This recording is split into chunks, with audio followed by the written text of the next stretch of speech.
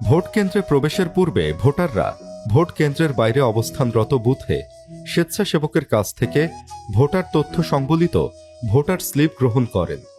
Voter স্লিপে ভোটারের নাম, ক্রমিক নাম্বার এবং ভোটার এলাকার নাম লিপিবদ্ধ থাকে। কোনো প্রতীক বা প্রচারণামূলক তথ্য থাকবে না।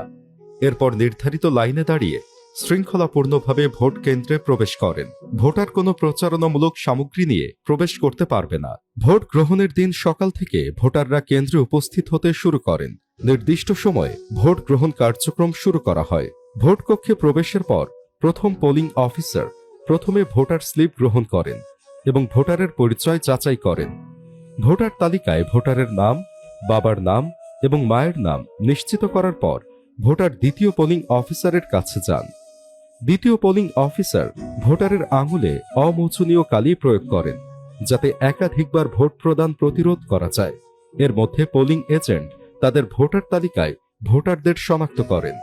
এরপর সহকারী প্রিজাইডিং অফিসার ভোটারের জন্য ব্যালট পেপার ইস্যু করেন এবং ব্যালটের মুড়িপত্রে ভোটারের স্বাক্ষর নিয়ে স্বাক্ষরিত ব্যালট পেপার প্রদান করবেন।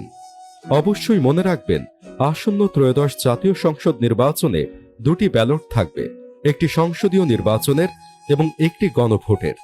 একজন ভোটারের এই দুইটি ব্যালটেই ভোট দিতে হবে। ব্যালট পেপার গ্রহণের পর ভোটার ভোট কক্ষে প্রবেশ করে গোপনে ভোট প্রদান করেন এবং নির্ধারিত নিয়ম অনুসারে ব্যালট ভাঁজ করে বুথ থেকে বের হয়ে এসে সহকারী প্রিজাইডিং অফিসারকে মার্কিং সিল ফেরত দিয়ে ব্যালট বাক্সে দুইটি ব্যালট ফেলেন। এই পুরো প্রক্রিয়ায় ভোটারের গোপনীয়তা, মর্যাদা এবং স্বাচ্ছন্দ্য নিশ্চিত করা সংশ্লিষ্ট সকল কর্মকর্তার দায়িত্ব।